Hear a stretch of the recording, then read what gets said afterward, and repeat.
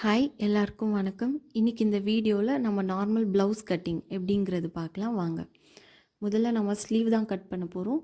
So first நம்ம ஒரு 1 inch விட்டுக்கலாம், ஏன்னா மடித்து தைக்கிறதுக்காக. இப்போ மார்க் பண்ணியாச்சு, நம்ம ஸ்லீவ் கட் பண்ணிக்கலாம். இன்றைக்கி நாங்கள் எடுத்துருக்கிற கிளாத் என்னன்னு பார்த்தீங்கன்னா, காட்டனில் லைட் சில்க் மிக்ஸ்டு தான் எடுத்திருக்கோம். ஏன்னா இது பிகினர்ஸ்க்கு காட்டனுக்கு அடுத்தபடியாக எந்த மாதிரி ஒரு கிளாத்தில் ட்ரை பண்ணலாம் அப்படின்னா இந்த மாதிரி ஒரு கிளாத் பண்ணிக்கலாம். கொஞ்சம் டாஸ்க் மாதிரி தான் இருக்கும், ஆனால் நமக்கு ஈஸியாக வந்துடும், அவ்வளோ கஷ்டமாக இருக்காது. இதோ பாருங்கள், நம்ம ஸ்லீவ்ஸ் ரெண்டும் ரெடி ஆயாச்சு. இதுக்கு நம்ம கண்டிப்பாக லைனிங் கொடுத்து தான் தைக்க போகிறோம்.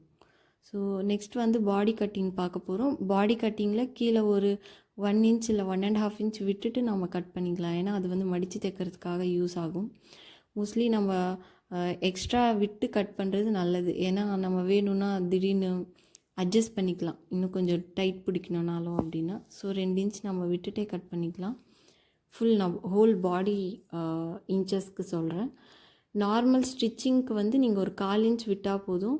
அது எக்ஸ்ட்ரா நம்ம தைக்கிறதுக்காக வேணும். கரெக்டாக கட் பண்ணிங்கன்னா சின்னதாகிடும், அதனால தான்.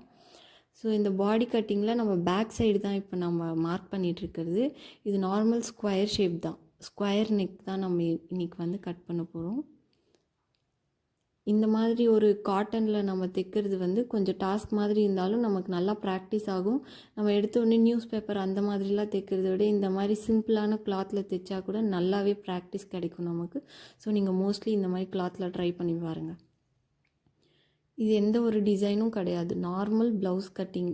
இது ஒரு பெரிய டிஃபிகல்ட் நெக்கோ இல்லை டெக்னிக்கலாக பார்த்து கட் பண்ணுறதுனா நமக்கு கொஞ்சம் கஷ்டமாக இருக்கும். பிகினர்ஸ்க்கு இந்த மாதிரி சிம்பிளாக ட்ரை பண்ணி பாருங்கள்.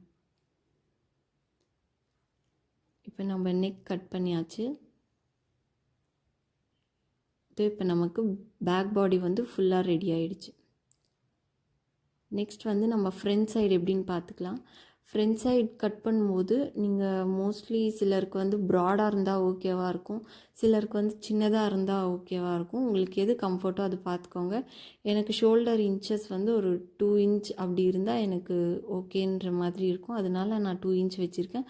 உங்களுக்கு ஷோல்டர் ஒரு 1 இன்ச் இல்லை 1.5 இன்ச்சே போதும்னா நீங்கள் அவ்வளோக்கு உங்கள் ப்ளவுஸ்க்கு ஏற்ற மாதிரி நீங்கள் கட் பண்ணிக்கோங்க. நான் ஃப்ரண்ட் எப்போவுமே கொஞ்சம் மேலே தான் வச்சு கட் பண்ணுவேன், ஸோ நான் மேலே வச்சு கட் பண்ணிக்கிறேன். உங்களுக்கு எந்த மாதிரி வேணுமோ ட்ரை பண்ணிக்கலாம். இது கொஞ்சம் சில்கியாக இருக்கிறதுனால மோஸ்ட்லி மிஷின்லேருந்து வழுக்கிற மாதிரி இருக்கும். பட் இருந்தாலும் நம்ம உள்ள லைனிங் கொடுத்து தைக்கிறதுனால க்ரிப்னஸ் கண்டிப்பாக கிடைக்கும். ஒரு சின்ன டாஸ்க் மாதிரி இருக்கும். நீங்கள் கண்டிப்பாக இந்த வீடியோவை பார்த்து கட்டிங் எப்படின்னு தெரிஞ்சிருப்பீங்க. ஸ்டிச்சிங் வீடியோ அதுக்கு அடுத்த உடனே நாங்கள் போட போகிறோம். ஸோ கண்டிப்பாக நீங்கள் எல்லாம் ட்ரை பண்ணிங்க பாருங்கள். இதோ நமக்கு ஃப்ரண்ட் ரெடி ஆயாச்சு. வேறு ஒரு நல்ல வீடியோவில் உங்களை சந்தி